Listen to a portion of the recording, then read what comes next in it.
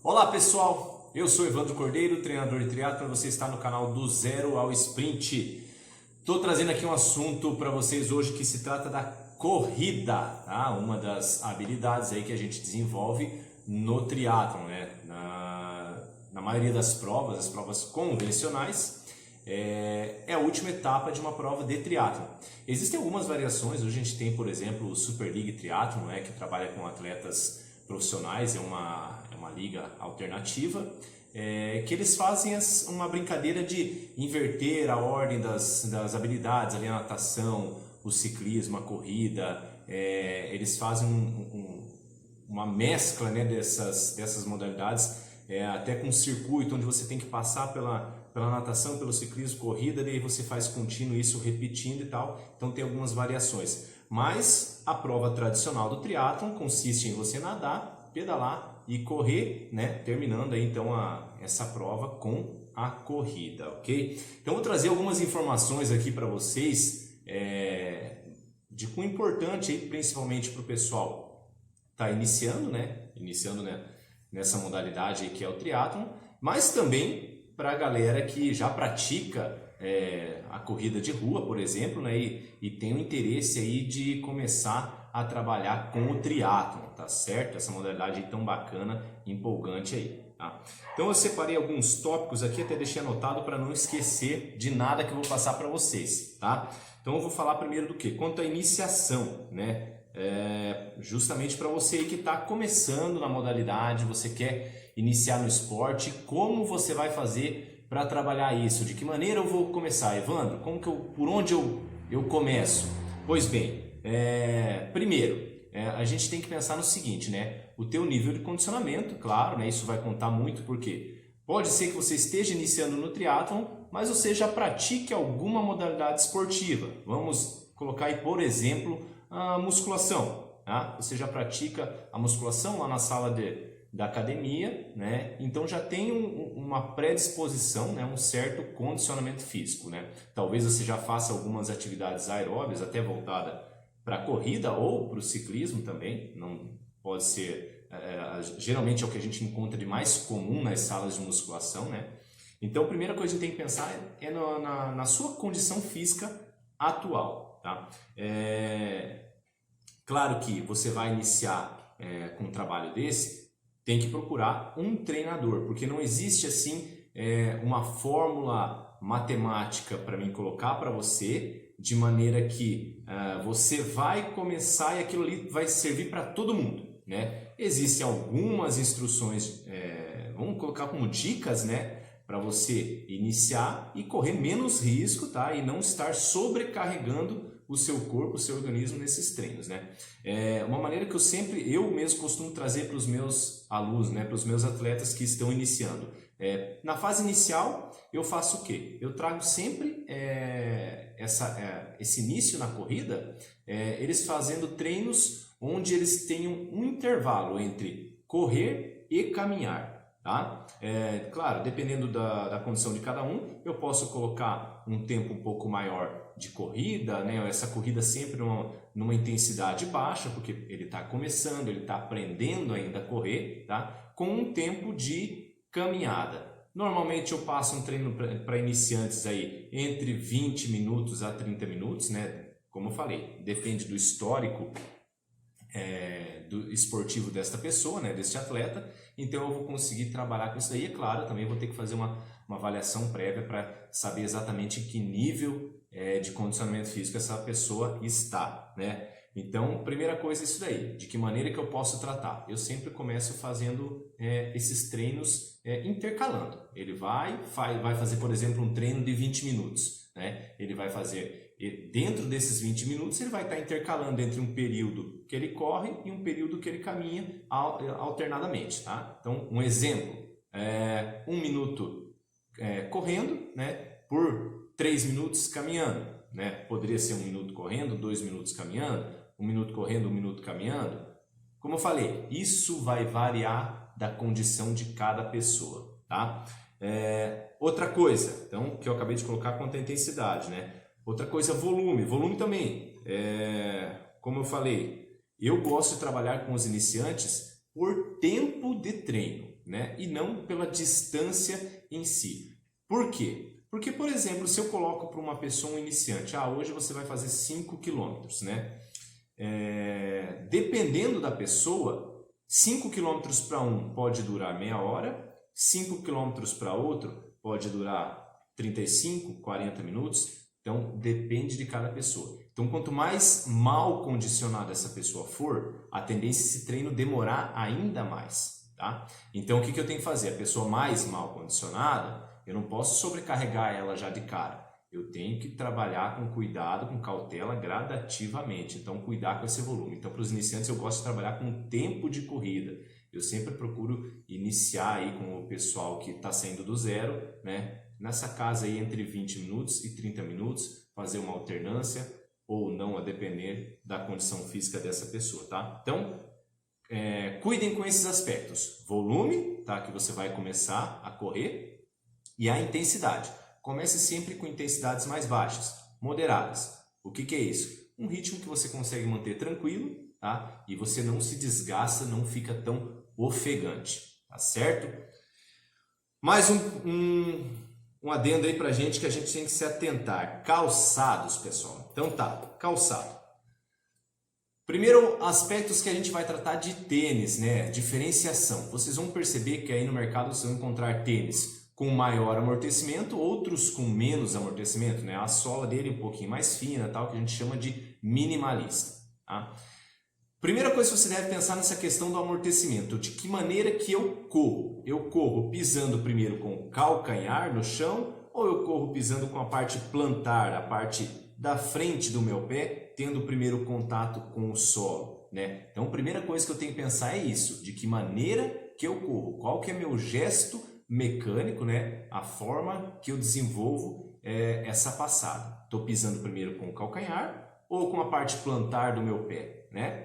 Ok? Primeiro pense nisso daí, tá? Se eu piso mais com o calcanhar, que é o comum para quem está começando, para quem ainda não desenvolveu uma técnica um pouco mais apurada da corrida, é comum pisar primeiramente com o calcanhar. Então eu tenho que pensar num tênis que tem um pouco mais de amortecimento para me ajudar. Tá certo? Não precisa ser também um tênis com amortecimento exagerado, né? Um meio termo tá de bom tamanho, tá? O tênis minimalista, para aquela pessoa que já corre, que já tenha desenvolvido uma técnica melhor, ele vai ser mais leve. Eu mesmo gosto de usar um tênis um pouco mais minimalista. Quando eu comecei na corrida, eu usava um tênis com um pouco mais de amortecimento. Aí eu mudei minha técnica de corrida e passei a usar mais um tênis minimalista, que tem um pouco menos de amortecimento. Porém, como eu piso com a parte da planta do pé, a parte mais anterior do meu pé, eu já tenho um amortecimento ali também na articulação do tornozelo. Quando eu piso com o calcanhar, eu não tenho esse trabalho do tornozelo, tá? Eu tenho impacto direto. Quando eu uso a planta do pé, eu já tenho o tornozelo trabalhando ali e auxiliando no amortecimento do impacto, juntamente com o joelho e o quadril. Tá? Então isso é uma questão de biomecânica, né? De gesto motor, isso vai variar de pessoa para pessoa. E uma outra coisa que você tem que pensar também na questão de ser um tênis minimalista ou ser com um pouco mais de amortecimento é o seu peso, tá? Se você está com sobrepeso, é interessante que você tenha um tênis com um amortecimento um pouco melhor e não um minimalista, né? Porque o próprio peso do seu corpo vai gerar uma compressão nesse tênis e vai reduzir assim a carga de amortecimento que ele consegue disponibilizar, tá ok? Então, quando for escolher o tênis aí, um dos primeiros aspectos que você tem que pensar é na questão do amortecimento, a maneira que você pisa e o seu peso corporal. Então, pessoal, outro aspecto também é a questão eu falei ali do amortecimento, né? De ser minimalista, a pisada, tá? E o peso corporal nessa questão do calçado aí, beleza? O outro aspecto, então, roupas, tá? Roupas para treino de corrida. Aí a gente tem algumas peculiaridades, né? Em que momento que você vai fazer esse treino, né? Tá frio? Tá calor, né? Vai fazer na chuva ou não? Então, algumas coisas que dá pra gente a gente pensar enquanto a vestimentas, né? Para o treino de corrida. No verão, né? Vocês podem já ter percebido em provas de corrida que às vezes é comum passar na televisão, por exemplo, uma São Silvestre, corrida da Pampulha e tal, essas provas mais tradicionais que a gente tem aí no Brasil, às vezes é transmitido pela televisão.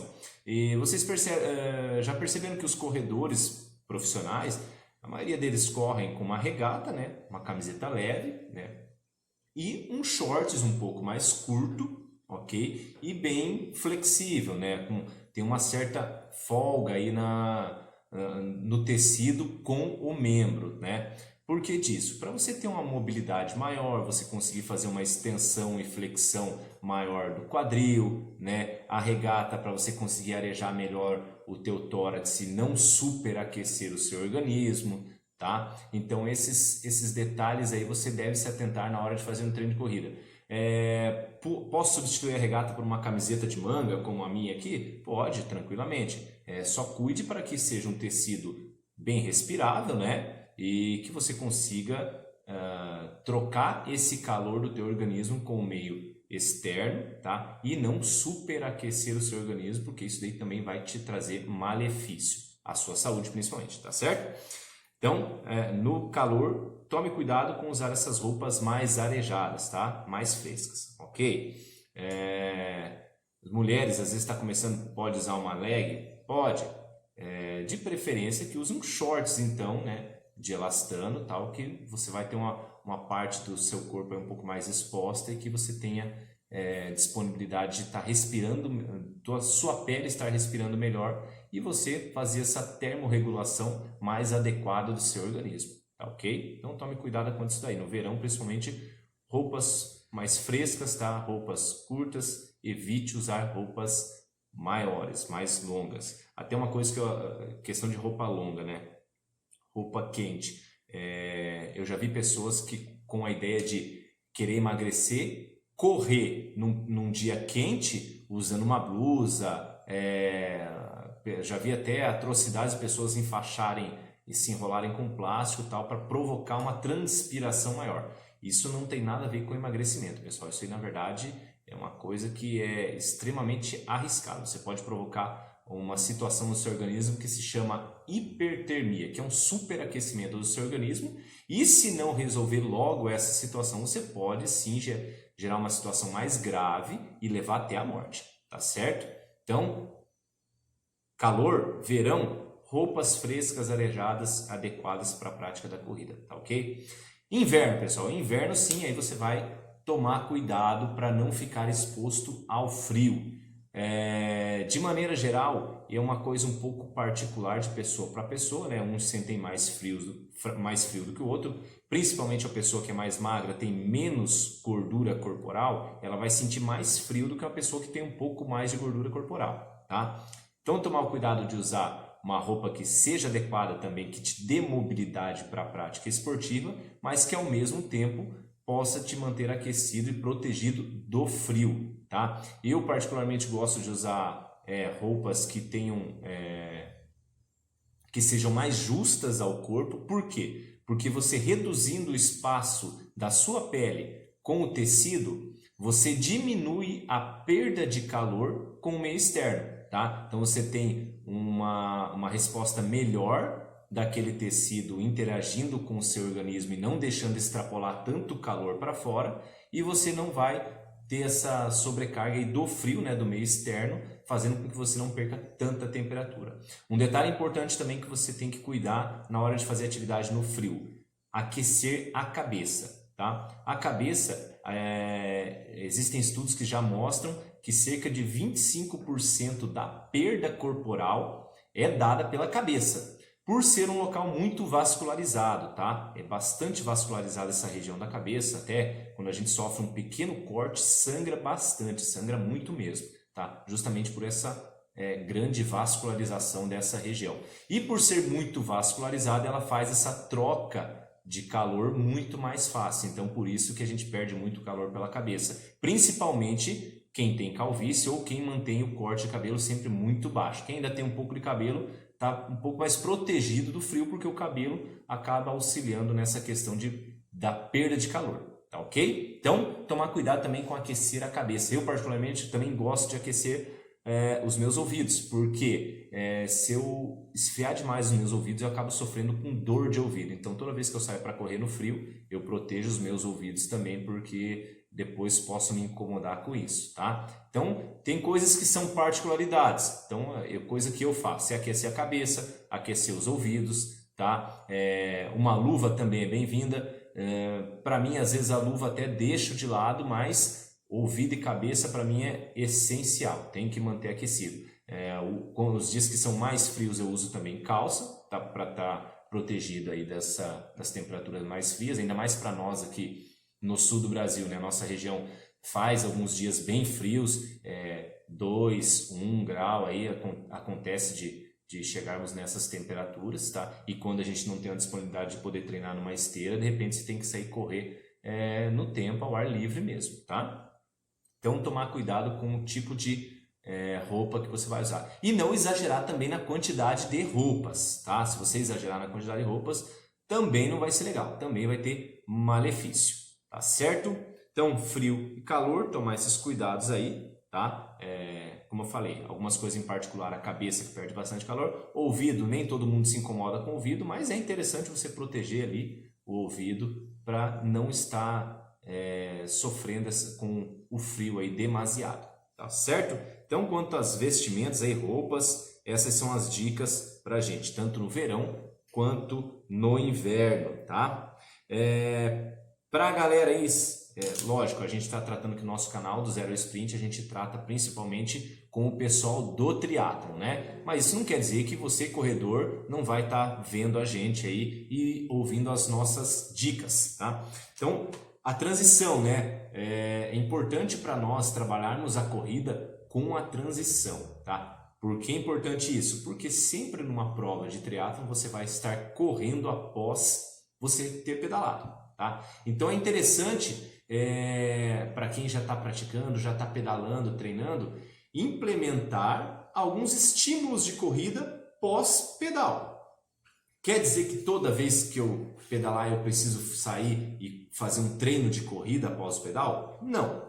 Quer dizer que é interessante você terminar um pedal, tá com um tempinho de sobra, você pode fazer uma corridinha curta, coisa de 10 minutos, tá? Para você estimular essa corrida após o pedal. Existem treinos mais específicos, né, para você fazer um treino mesmo de corrida após o pedal, onde você junta, a gente chama esses treinos de T2, tá? Que é a transição 2, na verdade, que acontece na prova, você sair do pedal e ir para a bike.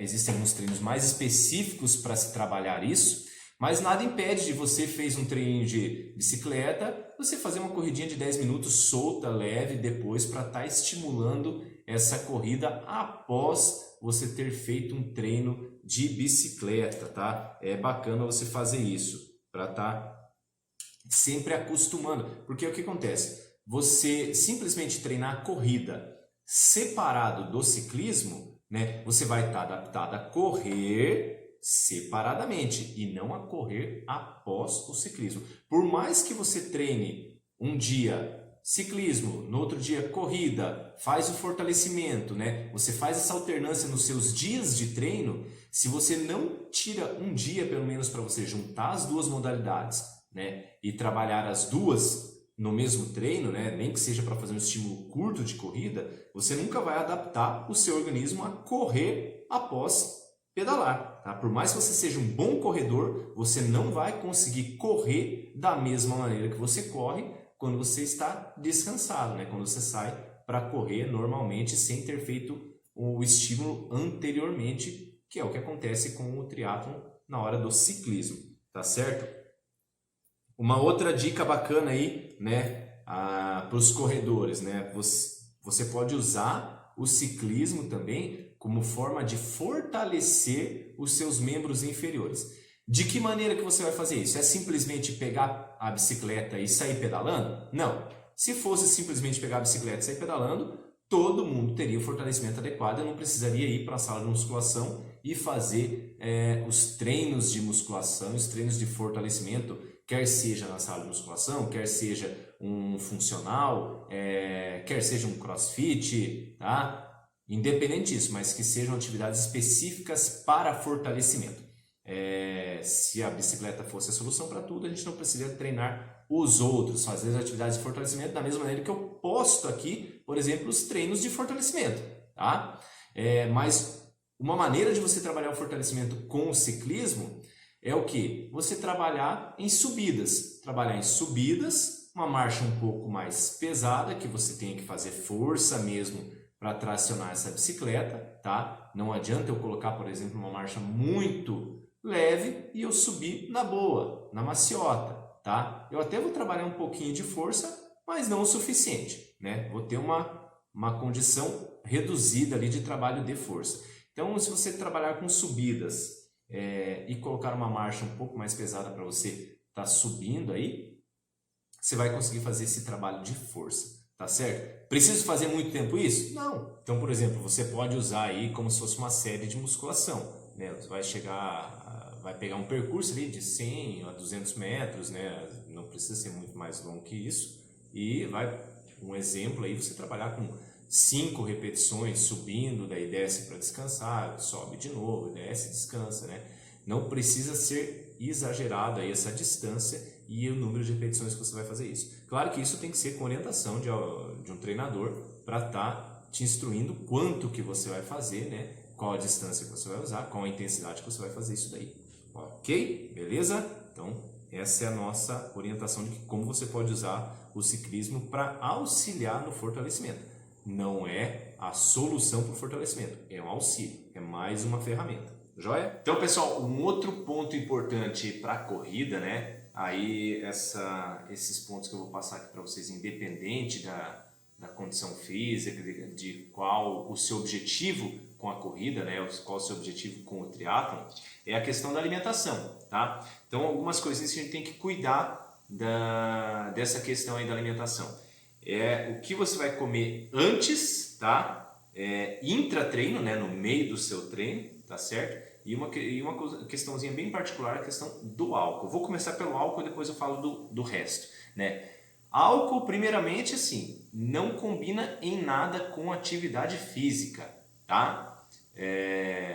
Você não tem uma fonte de energia com álcool, tá ok? Você não vai conseguir transformar isso em energia para você utilizar no exercício, tá?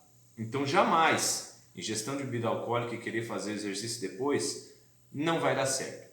Você até consegue fazer isso, né? A gente já viu, às vezes a pessoa tomar e jogar futebol e fazer qualquer outra coisa. Mas se você quer a prática do esporte para a saúde ou para melhorar teu condicionamento, melhorar desempenho, até como atleta amador, não vai combinar em nada a ingestão de bebida alcoólica. Deixa de lado o álcool, tá? Extingue ele da tua prática esportiva. Joia? Quanto à alimentação pré-treino. Alimentação pré-treino, pessoal, especialmente com a corrida, você tem que tomar um cuidado com algumas coisas que você vai ingerir. Eu, por exemplo, é uma coisa que já tenho por experiência, e cada um tem as suas particularidades alimentares, né? Eu, por exemplo, 1h30, né, 2 horas antes, eu me alimento para poder correr. Menos do que 1h30, tá, antes de uma corrida, eu me alimentar, não fica legal para mim, tá? Não fica mesmo. Talvez se eu for fazer uma corridinha muito curta e muito leve, eu possa até comer um pouco mais próximo da corrida, mas desde que seja uma alimentação mais leve. Porém, no dia a dia, normalmente, o treino não é tão curto, né? E nem tão leve. Eu procuro usar meus treinos mais leves com o pedal e não com a corrida, ou até com a natação também. Eu prefiro utilizar como treinos regenerativos, porque não tem impacto e tal, e fica mais fácil eu trabalhar isso daí, né? Então, o que eu tomo esse cuidado? Pelo menos 1h30 antes eu me alimento, tá? Não deixo passar disso, ou seja, comer 1 hora antes da minha corrida, né? Já tive problemas, né, de você ter até um piriri, né, que a gente chama, tá? Mas chegar no meio do treino e te dar aquela diarreia e tal, e você ter que abortar o treino, você não tem condições de terminar, tá? Principalmente com o quê? Proteína, né? Proteína, derivados do leite. Derivado do leite, então, nossa, é veneno, né? Eu posso até me alimentar com alguma coisa derivada de leite, desde que não seja próximo ao início da corrida, tá? Às vezes até com pedal eu como um pouco mais próximo ao treino, não tem problema nenhum. Por quê? No pedal eu estou tranquilo em cima da bicicleta, não estou chacoalhando o meu organismo, né? Meu intestino, meu estômago não está chacoalhando, está estável, eu estou fazendo força na musculatura, mas eu só estou fazendo aquele movimento cíclico de pedalar.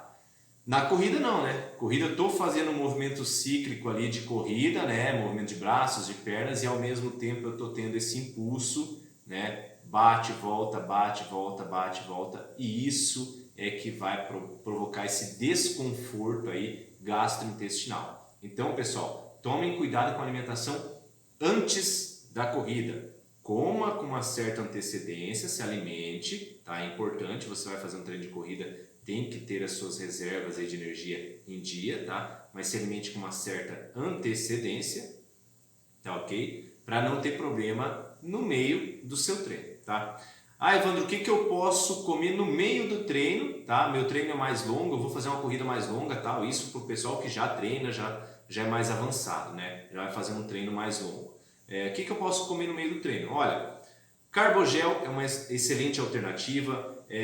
Maltodextrina, né, que vai ser líquido, você pode tranquilamente. Então, são alimentos de absorção rápida, né? Você não vai ter um tempo ali para estar processando aquilo. Já são produzidos com essa intenção. Eles já são feitos para isso, para o seu organismo absorver rápido. Então, o carbogel é uma excelente alternativa, né?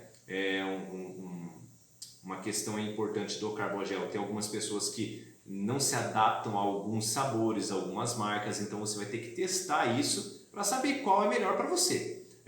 Eu não tenho muito problema, já experimentei várias marcas aí de carbo e nenhuma me trouxe algum problema, né? Ou de deixar meio enjoado, alguma coisa. Tem pessoas que ficam até enjoadas, né? Então você tem que experimentar algumas marcas, sabores, para saber o que vai ser legal para você, tá? Às vezes você vai ter que penar um pouquinho para descobrir o que é bom para ti. Não tem como eu falar para você, não, esse que é bom para você.